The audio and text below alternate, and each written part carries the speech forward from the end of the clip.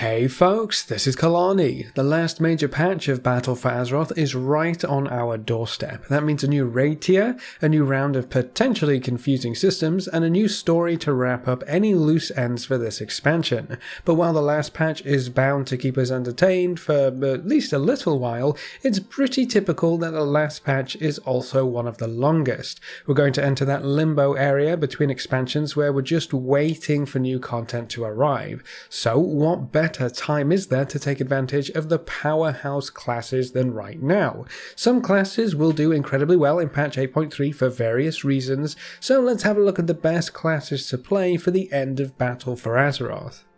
I always like to do this kind of video with 3 classes in mind, so my third best class for 8.3 is going to be the Death Knights. This might be the raid tier that we say goodbye to the overwhelming monk dominance that we've seen for a good chunk of Battle for Azeroth, maybe a little bit anyway. Because of how much magic damage is in the next raid, the requirement of ads to be positioned correctly, and monks getting a bit of a nerf, we may see a lot more Death Knight tanks than before. On the DPS side of things, both Frost and Unholy are interesting and fun specs to play, and they can kick out some monster damage if set up properly. Melee are also looking to be a good pick for both Mythic Plus and raiding for Season 4, so it's always nice to be one of the classes that people are looking to invite.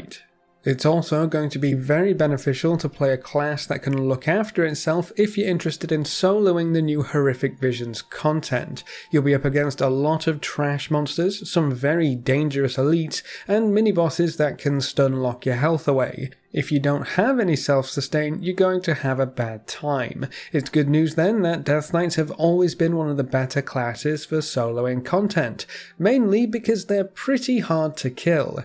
Where any other class might have to take one pack at a time, recover between pulls, and generally just kind of take things slowly, a Death Knight can pile straight through everything and mash it up like the monster grinder it is. When it comes to lore and flavour, Death Knights also beat out every other class for this patch, and maybe even for the next expansion. The floodgates are opening up for who can be a Death Knight. Every allied race, the new ones for this patch included, will be able to be Death Knights after 8.3 goes live. It's been a long time since Death Knights had a new race to pick from, and now they'll have their pick of the lot. There's also some Death Knight specific questlines being introduced with the new allied race Death Knight starting experience, and as we get closer to the Shadowlands expansion, Bolvar will take centre stage as we prepare to invade the afterlife. I mean, come on, the pathway into the Shadowlands was opened by destroying the Lich King's crown. This might be the best time to be a Death Knight in all of World of Warcraft, the Wrath of the Lich King excluded, of course. My second best class for patch 8.3 has to be the Mage. There's a few reasons for this, but the first is really quite simple. Getting around in patch 8.3 is going to be a bit of a pain. To get to Uldum, you'll have to take a portal from your capital city. That's pretty easy, but getting back is going to be more annoying. You'll either need a Hearthstone off cooldown, fly over to Silithus and take the portal there, or you'll need a mage buddy. Unless you're a mage, then you can just portal yourself back whenever you want. The same goes for the Vale of Eternal Blossoms. To get there without a portal, you'll need to go to the Jade Forest first and either fly or take the flight path over to the Vale. Sure, it doesn't take that long, but when you have the choice of travel time versus instantaneous teleportation, I'd rather be a mage and never have to worry about that kind of thing. I'm just saying, if you're playing a mage, you're going to have it easy getting to and from the new outdoor world content in patch 8.3. If you aren't playing a mage, well, maybe you might want to make some mage friends before next week.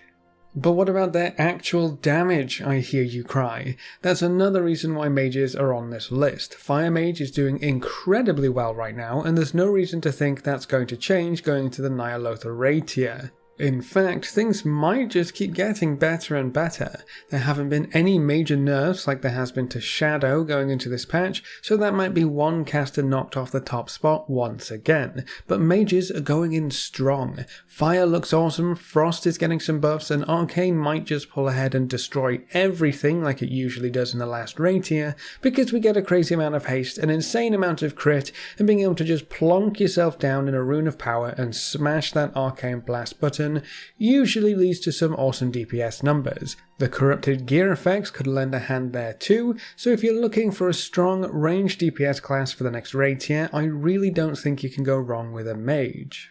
They also do fantastically in Mythic Plus as well. You can run with Fire or Frost and kick out some insane AoE numbers, so you shouldn't have any issues getting into groups as the Master Caster.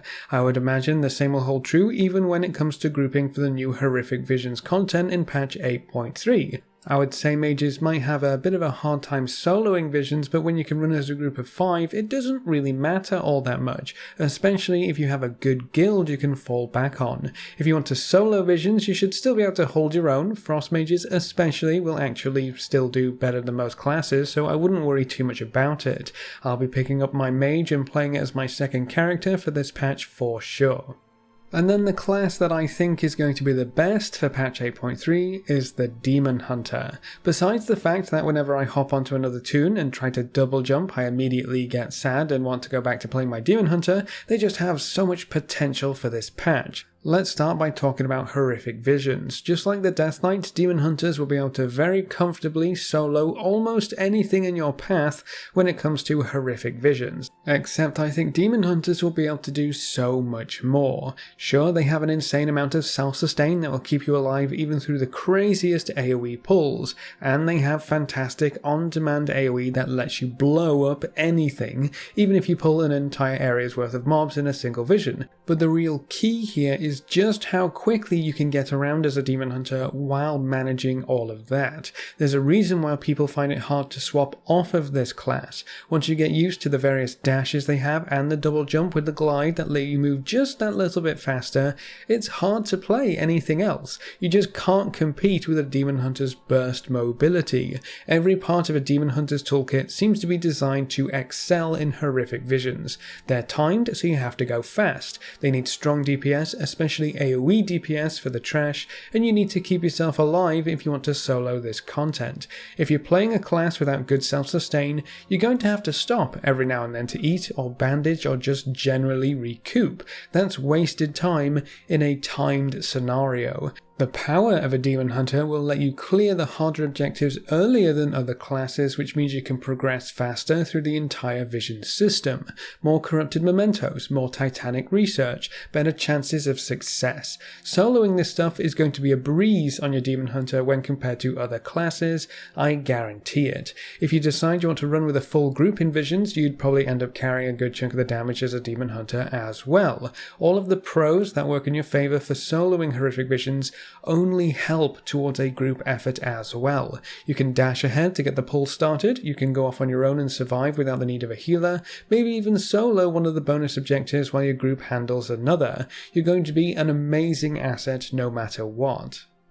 Demon Hunters are also shaping up to be a fantastic raid DPS thanks to the cleave potential on several fights in the new Nyalotha raid. Apparently the raid will also favour melee from what a lot of testers on the PTR have been saying, so being one of the strongest melee characters with good cleave surely won't ever be a bad thing in this patch. Demon Hunters also bring that extra 5% spell damage debuff, so there's always going to be at least one spot for you to fill.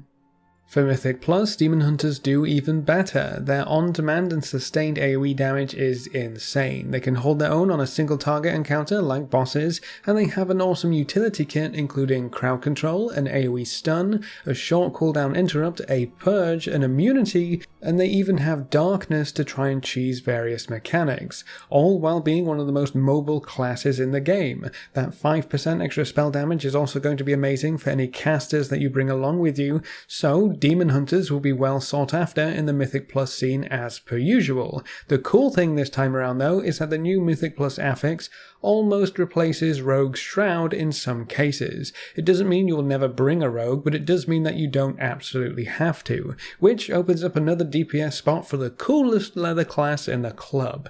If you're looking for a class that can do it all and solo Horrific Visions to boot, Demon Hunter should cover you nicely. And those are my top 3 best classes going into patch 8.3, the Visions of N'Zoth. Now, if your class isn't on this list, that's not because it's absolutely garbage, it's just because it didn't stick out to me in any significant way when I wrote up my best 3. I've also decided to look at the broader picture with 8.3, including the possibility for soloing Visions of N'Zoth, how you would do in groups for that very same content, dungeon potential, raid potential, and general ease of play through our last content patch of Battle for Azeroth. What do you think is the best class going into this last patch? Is there anything you agree with or disagree with in this video? Leave all your thoughts in the comments section below. A big thank you to all of our supporters over on Patreon. You can see their names floating by on screen. If you want to join these lovely guys and gals, you can find a link in the description below. Remember to leave a like just below the video before you leave. If you want to see more, make sure to subscribe. But apart from that, thanks for watching folks, good luck and have fun, and as always I will see you next time.